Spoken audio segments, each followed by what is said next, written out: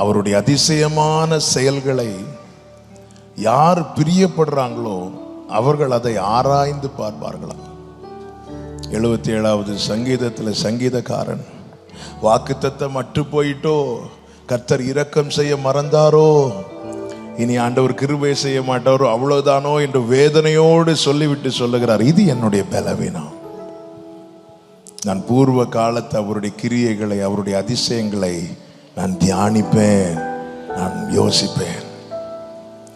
அவர் செய்தவைகளை நாம் மறக்கும் போது ஒவ்வொரு சூழ்நிலையிலும் நாம் பலவீனப்படுகிறோம். அவர் செய்தவைகளை நினைக்கும் போது எரிகோ முன்பாக வந்தாலும், புரண்டு ஓடுகிற யோர்தான் முன்பாக வந்தாலும் நாம் பலப்படுகிறோம். அவர் செய்தவைகள். இனி நம்முடைய வாழ்க்கையில செய்ய போகிற காரியங்கள் அநேகம் இருக்கிறது. எப்பொழுதுமே ஆண்டவர் முன்னே எதை செய்தாரோ அதை இப்பொழுதும் செய்ய வல்லவராயிருக்கிறார். ஆனால் ஆண்டவருடைய செயலை பார்க்கும்போது முன்னே செய்ததை விட இன்னும் இன்னும் இன்னும் இன்னும் அதிகமாய் செய்ய ஆமென் அவர் போதுமானவராயிருக்கிறார். 75வது வயதில் ஆபிரகாமை அழைக்கிறார் வாக்குத்தத்தத்தை சொல்லி. 75வது வயதில் வாக்குத்தத்தம், உனக்கு சந்ததியை கொடுப்பேன் என்று அழைக்கிறார்.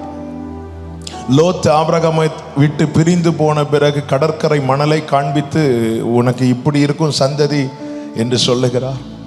86வது வயதில் வானத்து நட்சத்திரங்களை காண்பித்து கொடுத்து இவ்வண்ணமாய் உன் சந்ததி இருக்கும் என்கிறார். இப்பொழுது ஆபிரகாமுக்கு வயது 99. ஆதியாகமம் 17:1 சொல்லப்பட்டிருக்கிறது, ஆபிரகாமுக்கு 99 வயதான போது கர்த்தர் ஆபிரகாமுக்கு தரிசனமாகி, நான் சர்வ வல்லமை உள்ள தேவன். ஒரு மனிதன் எங்கே இனி என்னால் முடியாது என்ற நிலையிலே வருகிறானோ அந்த இடத்துல தேவன் தம்மை யார் என்பதை வெளிப்படுத்துகிறார். ஆபிரகாமே, உனக்கு தான் வயசாச்சு, எனக்கு வயசாகல. உன்னால இனி ஒண்ணுமே செய்ய முடியாது. என்னால் செய்யக்கூடாத காரியம் ஒன்றுமில்லை. நம்புவதற்கு ஏதுவல்லாதிருந்தும் நம்பிக்கையோட ஆபிரகாம் விசுவாசிக்க காரணம், ஆபிரகாம் தன்னை நினைக்கவில்லை, தன்னை அழைத்தவரை நினைக்கிறார். அவருடைய அதிசயமான கிரியைகள்